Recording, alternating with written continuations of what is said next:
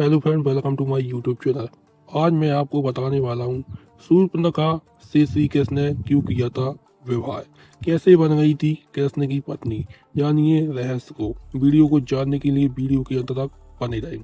दंडकारण्य की स्वामिनी शूर्पणखा ने भगवान श्री राम के महत्वपूर्ण कार्य निशिचरहीन करहु महीभुज उठाया प्रण कीन विनाशाय चा दुष्ट कृतम आदि में बहुत सहायक की है। जनमानस में शूर्पणखा की छवि राक्षसी होने, कामी होने, निर्ममता से नरसंहार करने की होने से वह घृणा की दृष्टि से देखी जाती है।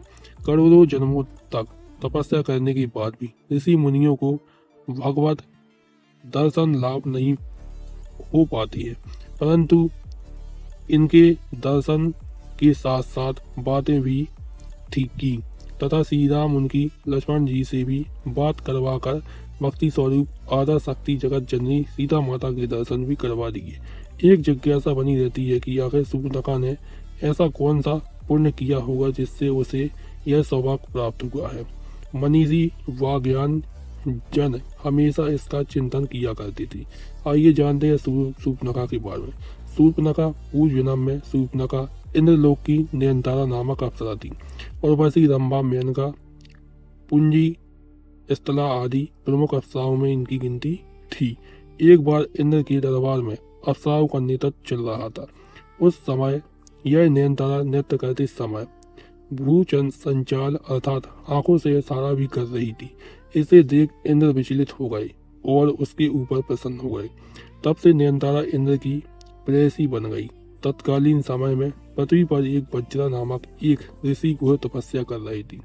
तब नयनतारा पर प्रसन्न होने के कारण ऋषि की तपस्या भंग करने हेतु इंद्र ने इसे ही पृथ्वी पर भेजा, परंतु वज्रा ऋषि की तपस्या भंग होने पर उन्होंने इसे राक्षसी होने का श्राप दे दिया। ऋषि से क्षमा याचना करने पर वज्रा ऋषि ने उससे कहा कि राक्षस जन्म में ही तुझे प्रभु के दर्शन होंगे। तब वही यात्रा देह त्याग के बाद शूर्पणखा राक्षसी बन गई। उसने दृढ़ निश्चय कर लिया कि प्रभु के दर्शन होने पर वह उन्हें प्राप्त कर लेंगे।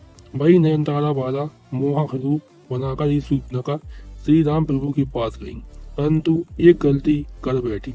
वह यह कि पर ब्रह्मा प्रभु परमात्मा परातत्व पर ब्रह्मा को पति रूप में पाने की इच्छा प्रकट की।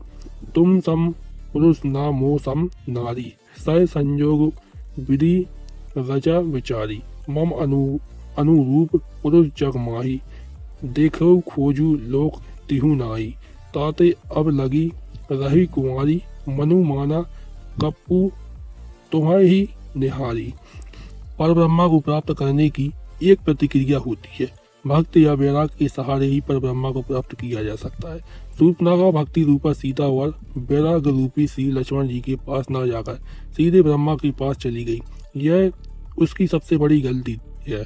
वह तो डायरेक्ट श्री राम की पत्नी बनकर भक्त को ही अलग कर देना चाहती थी। इसके अलावा वैराग का आश्रय लेती तो भी प्रभु श्री को राम को प्राप्त कर सकती थी, परंतु वैराग को भी नाकार कर अर्थात वैराग रूपी श्री लक्ष्मण जी के पास भी न जाकर एक अहंकार में आकर सीधे प्रभु के पास चली गई। उसमें अहंकार आ गया। वह कहती है संपूर्ण संसार में मेरे समान कोई नारी नहीं है।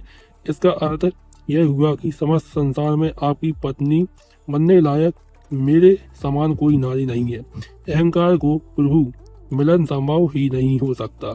फिर भी उचित प्रक्रिया का ज्ञान कराने के लिए प्रभु वैराग रूपी लक्ष्मण के पास भेजा गया ताकि उसे प्रभु मिलन की सही प्रतिक्रिया ज्ञात हो सके। शूर्पणखा जैसे गलतियां कई बार हम लोग भी करते हैं। जैसे प्रभु के मंदिर में जाने पर हम लोग जहां अगरबत्ती का खाली पैकेट, नारियल की पॉलीथिन, माचिस की तीली, दूध चढ़ाकर दूध का खाली पाउच मंदिर परिसर में डस्टबिन में न डालकर चाहे जहां फेंक देते हैं।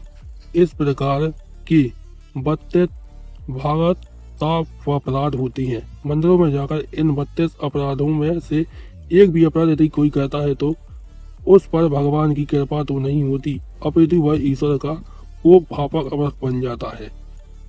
श्री कृष्ण की पत्नी 10,000 वर्ष बाद भगवान शिव ने शूर्पणखा को दर्शन दिए और वरदान की दिया कि वे 28वें द्वापर युग में जब श्री राम कृष्ण अवतार लेंगे तब कुब्जा के रूप में तुम्हें कृष्ण से पति सुख की प्राप्ति होगी।